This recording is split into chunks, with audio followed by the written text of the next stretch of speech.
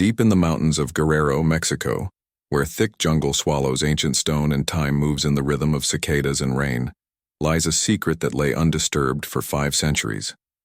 The state's rugged interior, far from tourist routes, holds countless ruins from the pre-Hispanic world, sites where civilizations rose and fell beneath the same granite peaks that stand today. Few venture into these remote areas. Fewer still know what to look for. The story begins with a discovery that wasn't meant to be found. A fragment of a colonial letter, recovered from a private collection, mentioning a chamber sealed by the ancients, where the dead wear the wealth of kings. It was vague enough to be dismissed as legend, precise enough to haunt those who read it. An archaeologist and a local guide, bound by curiosity and the weight of unanswered history, decided to search for the truth behind those words. What they would find would rewrite their understanding of ritual, sacrifice, and the value cultures place on death itself. Chapter 1. The Rumor in Stone. The town of Taxco lay behind them now, its silver-threaded streets and colonial architecture fading into memory as Carlos and Miguel pushed deeper into the forested mountains. Carlos was an archaeologist from Mexico City, trained in pre-Hispanic settlements, but unemployed by universities that funded only the most accessible digs. Miguel was 62, born in these hills, and knew every legend, every shepherd's tale, every place where locals swore the earth held treasures the Spanish never found. They had hired 2 mules and packed light, machetes, rope, canvas, notebooks, and lights. The colonial letter had mentioned coordinates carved into rock near the Rio San Jeronimo. It was a place most avoided. Locals spoke of it as el lugar de los muertos, the place of the dead, where people got lost and returned changed if they returned at all. The jungle here was different from the postcard version. It wasn't green cathedral silence. It was violent growth. Vines as thick as arms strangled trees. The canopy cut the sun into fragmented coins of light that landed on rotting leaves and moss-covered stone. The air smelled of wet earth, decomposition, and something mineral, ancient stone breathing dampness. There, Miguel pointed. Through the vegetation, a wall of worked stone emerged, edges sharp despite 5 centuries of erosion. Not Aztec. Too old, the masonry technique wrong.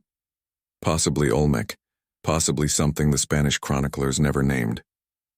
Carlos moved closer, running his fingers across the surface. The stone was warm, almost alive.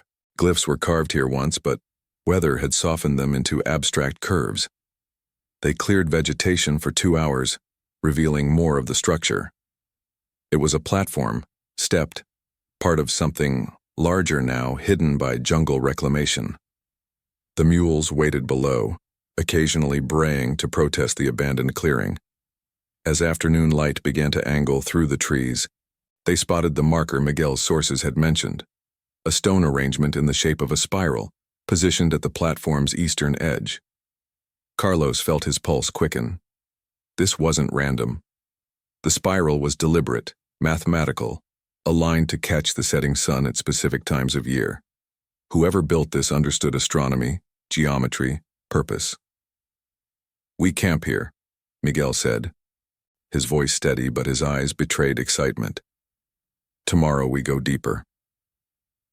That night, listening to the jungle's 1,000 sounds, the chirp of insects, the distant call of something large moving through undergrowth, the constant drip of humidity, Carlos couldn't sleep.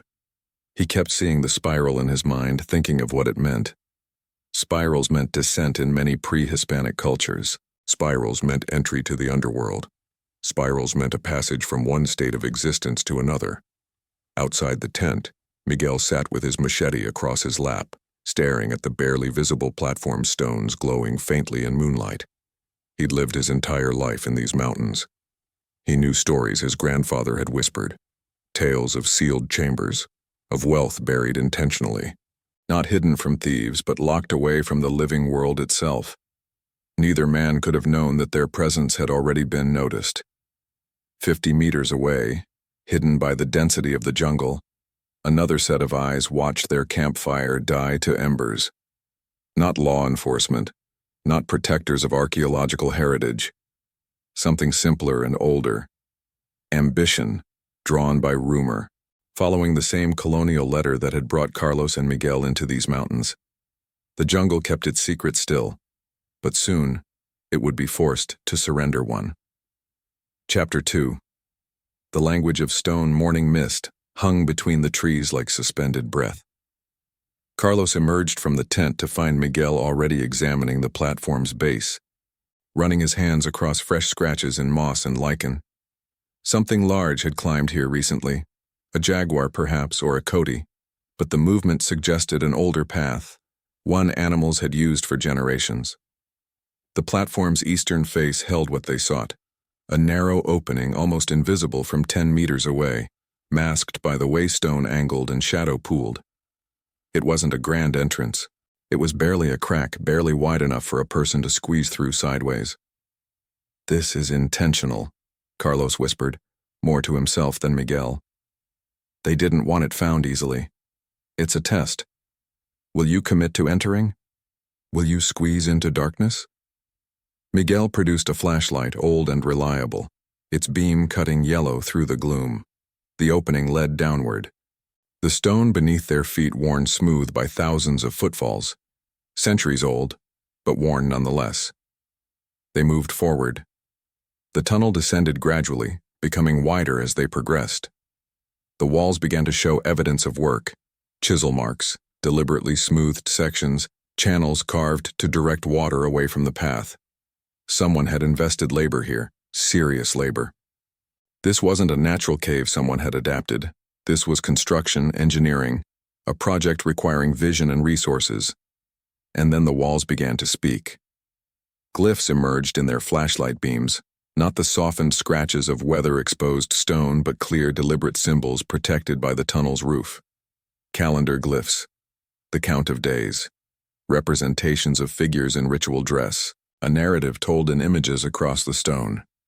Carlos photographed everything, his hands trembling slightly. This was undocumented. No academic paper had catalogued these glyphs. No museum held rubbings. They were witnessing something that had remained sealed and untouched for half a millennium.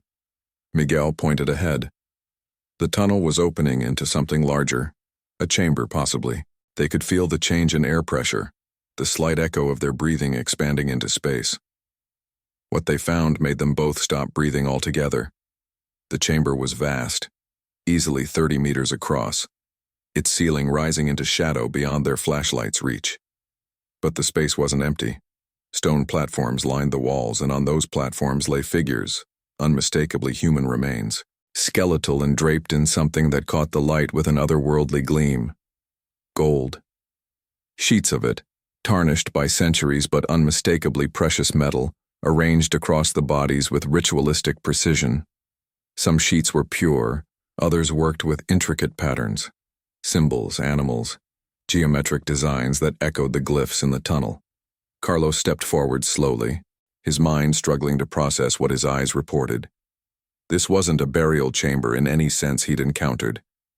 This was something else entirely. A preservation, a statement, a monument to something he didn't yet understand. And then Miguel's flashlight caught something Carlos almost missed. Fresh disturbed earth near the chamber's entrance inside, where no rain could have carried it. Fresh scratches on one of the stone platforms. Someone else had been here. Recently. Very recently. They weren't alone in their discovery. Chapter 3. The Watchers. The realization hit like cold water. Carlos and Miguel exchanged a look that needed no words. They killed their flashlights and stood in complete darkness listening. The silence was absolute, suffocating. Then, a sound. Distant, but distinct. A boot on stone. More than one person. More than one boot. They were trapped in the chamber with only one exit, the tunnel through which they'd entered. And someone was coming down that tunnel. Miguel moved first, his experience in these mountains overriding panic. He grabbed Carlos's arm and pulled him toward the far wall of the chamber, away from the platform with the gold-draped bodies. There was a shadow there, a deeper darkness that might indicate another passage, another way. There was, as voices echoed from the tunnel entrance, Spanish words, angry and urgent. Miguel and Carlos found themselves squeezing into a second corridor, narrower than the first, descending at a steeper angle. They moved blind, hands on the walls, feet testing stone before committing weight. Behind them, lights appeared in the chamber. A team of at least 3 people, maybe more, moving with practiced efficiency. Not archaeologists, not looters exactly. They moved with too much authority, too much knowledge of what they sought. "They came through here," a woman's voice called out. "Recent tracks. They're here." The descent continued, and Carlos realized with growing dread that they were moving deeper, farther from the surface, from escape. The tunnel was narrowing, becoming less a passage and more a crawl space. Water sounds echoed from below. Not a river, but something closer. Something that suggested flooding. They emerged into a second chamber, this one smaller, and their flashlights, now absolutely necessary despite the risk of being seen, revealed its terrible nature. This was no burial site. This was a mine. Ancient tools lay scattered on the floor. Marks covered the walls where ore had been extracted, and embedded in the stone, still visible despite oxidation and time. Veins of gold, thin but persistent, running through rock like capillaries. The Spanish had found these gold mines. That's what the old documents had referenced. That's why the chamber above had been sealed. Not a monument to the dead, but a vault, a hiding place. The gold sheets covering the bodies weren't decorations. They were ore, processed, refined, hidden from conquistadors by people who understood that their wealth was also their weakness. Carlos's mind raced. "We have to move," he hissed to Miguel. "We have to find another way out." But as he turned, he saw something that froze him. Muddy boot prints in the ancient dust, leading deeper into the mine. The people following them knew this place, knew it well enough to have explored it before. They weren't discoverers stumbling on hidden history. They were collectors, returning for what they'd already identified as their own. A voice echoed down from the tunnel above. "Signal if you find them. We're not leaving without what belongs to us." Carlos and Miguel ran deeper into the darkness, toward sounds of water and collapse, toward a danger they couldn't yet see. If you're enjoying this adventure so far, tell us in the comments where in the world you're watching from. Chapter 4. The Collapse. The mine descended further than seemed possible, the walls showing evidence of sophisticated engineering, channels carved for water drainage, supports positioned to prevent collapse, even primitive ventilation shafts angling upward through stone. Whoever had worked this mine understood its dangers intimately. The water sound grew louder. Carlos and Miguel rounded a bend and found themselves facing a horror. The mine opened into a massive cavern where water had pooled and risen, creating an underground lake that disappeared into darkness. The chamber must have filled during heavy rains, centuries of them, creating a barrier that had preserved everything above from looters and decay. The water was black, unreadable, depths unknown. "There's another passage," Miguel pointed, his flashlight catching a ledge carved into the cavern wall, barely a meter wide, running along the perimeter. It was clearly intentional, designed by people who had planned for this very contingency. They moved onto the ledge carefully, backs pressed against the cavern wall, eyes fixed on their footing. Behind them, light bobbed in the mine tunnel. Their pursuers were close. The cavern itself was beginning to make sounds. Groans. Shifts. The acoustic properties meant that every movement magnified, distorted. Water lapped against stone. Something above, where the tunnel met the cavern, began to crumble. "They're triggering an instability," Miguel said, understanding what was happening. The weight of people, their movement, the vibrations of their equipment, was destabilizing supports that had held for 500 years. The mine was beginning to fail. Rocks began to fall, first small stones, then larger pieces. One struck the water meters away, sending spray across the ledge. Carlos pulled Miguel forward, moving faster now, abandoning caution for speed. A major section of the mine entrance collapsed behind them, stone crashing down into the water with sounds like thunder in a cathedral. The impact created waves that surged across the lake, and suddenly the water level around the ledge was rising, climbing, threatening to sweep them into the depths. "Faster!" Carlos screamed, but Miguel had already stopped. The ledge ahead was blocked.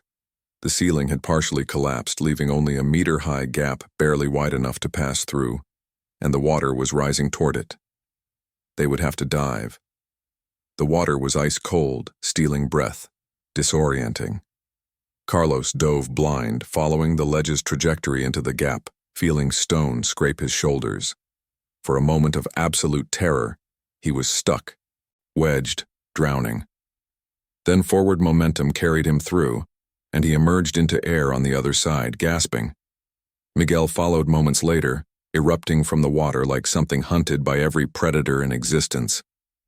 Behind them, the sounds intensified. The cavern itself was collapsing now, a chain reaction of geological failure. The people chasing them had triggered something they couldn't control. The mine that had been sealed for 500 years was finally reclaiming itself.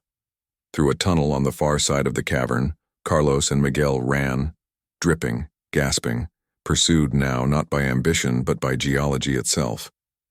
The rumble followed them like something alive and angry, determined to reclaim the secrets it had guarded.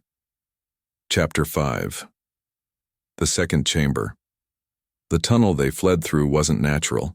It showed the same careful engineering, the same precise intention as the mine. It was climbing now, ascending at an angle that suggested it led somewhere. That hope was the only thing that kept them moving. The ground beneath them changed texture, from worked stone to packed earth to something entirely different. Ceramic, pottery. They were walking across fragments of ancient work, and the implications landed slowly. This passage had been deliberately destroyed, demolished, filled with the wreckage of whatever had occupied it. The tunnel opened into a chamber roughly half the size of the burial vault they'd first found, but this space was different. This was a workshop.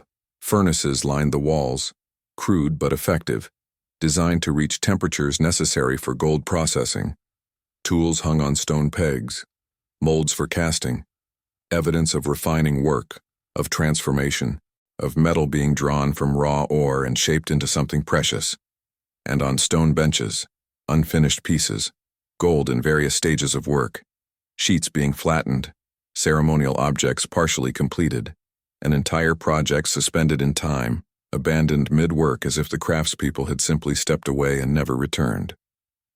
They knew, Miguel said, understanding dawning in his voice. They knew the Spanish were coming. They had gold, working supplies, knowledge. So they sealed it, all of it, locked the mine entrance, filled this workshop with deliberate debris, created that chamber upstairs as a monument to what they'd lost, a memory in gold. Carlos began photographing systematically, his camera capturing images that would change everything academia thought about pre-Hispanic mining and metallurgy. This wasn't rudimentary work. This was sophisticated. This was industrial in scope. A sound interrupted his work. Voices closer than before. The collapse hadn't stopped their pursuers. It had only slowed them. And now they too were emerging from the mine, moving through the chamber system, converging on this workshop. Miguel grabbed Carlos's arm. "We need to move. They'll want this." But move where? The tunnel continued beyond the workshop, but there was only one direction. Forward, deeper, into stone that had been sealed for half a millennium and might have no exit at all. Carlos made a choice. He began photographing the workshop with desperate speed, capturing everything, every angle, every detail. If they didn't make it out, at least this documentation would. At least the world would know. The voices were very close now. Through the workshop entrance, Carlos could see the glow of flashlights. "Go," he told Miguel. "Keep moving. I'll catch up." Miguel didn't argue. In survival situations, argument is a luxury. He moved into the darkness of the continuing tunnel. Carlos took one final photograph of the entire workshop captured in his camera's flash, and then he ran. Chapter 6. The River. The tunnel descended sharply, becoming unstable, sections of roof hanging like teeth ready to bite. The ground beneath their feet changed to something new. bedrock, almost unworked, barely more than a natural cave system that had been marginally adapted for passage. Then, light. Not flashlight light. Daylight. Natural, unmistakable daylight filtering from somewhere ahead. They were moving toward a source, toward an exit. The tunnel opened abruptly onto a riverbank. The Rio San Geronimo, Carlos realized, the very river marked on the colonial letter. The water was high, swollen from recent rains, moving with serious current. The tunnel they'd emerged from was several meters above the water level, accessible only through this careful descent. This was the designer's solution, a route from the sealed chambers that led to the river but required specific knowledge and preparation to find, an escape route that looked impossibly difficult to the untrained eye. Voices echoed from the tunnel behind them. The pursuers had followed to this point and now faced the same impossible choice: plunge into the river or retreat. Carlos and Miguel didn't hesitate. The water was cold and violent, but it was also escape. They dove in and immediately felt the current seize them, pulling them downstream, away from the tunnel entrance, away from the ancient chambers. Behind them, a figure appeared at the tunnel mouth and began shouting orders, frustration, but couldn't follow. The drop was too high, the water too dangerous. They'd made it out. The river carried them for perhaps a kilometer before they managed to reach a calmer section near an overhanging bank. They pulled themselves onto stone, exhausted, gasping, alive. It took an hour to catch their breath and process what had happened. Their equipment was waterlogged, their cameras, Carlos's photographs, potentially ruined. But their minds held the images. Their bodies held the knowledge. "We have to report this," Carlos said finally. "We have to tell someone." Miguel nodded, but his expression was complicated. They'll want to excavate. They'll want to profit. They'll want to sell the story. Yes, Carlos agreed. But it's their story to tell. It's Mexico's story. It's history. They walked back toward town as sunset painted the jungle in shades of amber and blood, their clothes drying on their bodies, their minds already composing how to explain what they'd found. The sealed chamber remained sealed. The gold-draped bodies kept their vigil. The ancient workshop stayed undisturbed in its darkness, patient, waiting for someone officially tasked to enter with respect and documentation. But the knowledge was free now. The secret had begun to travel. What remained sealed in stone had been carried out in memory, and that was worth more than all the gold in the earth beneath Guerrero's mountains. 6 months later, official excavations would begin. The site would be carefully documented, the bodies respectfully examined, the workshop revealed as evidence of pre-Hispanic metallurgical sophistication that scholars had underestimated. Museums would debate ownership. Archaeologists would publish papers. The story would enter academic literature. But for Carlos and Miguel, sitting on that riverbank as darkness claimed the jungle, what mattered was simpler. They had entered a sealed chamber and lived to share what they'd witnessed. They had seen history preserved exactly as it had been left, a gift from an ancient people to a future that finally arrived to receive it. The gold meant nothing compared to that. If this treasure hunt already has you hooked, hit the like button. It helps us bring more forgotten stories to light. Subscribe to our channel for more incredible tales of discovery and hidden history. See you in the next adventure.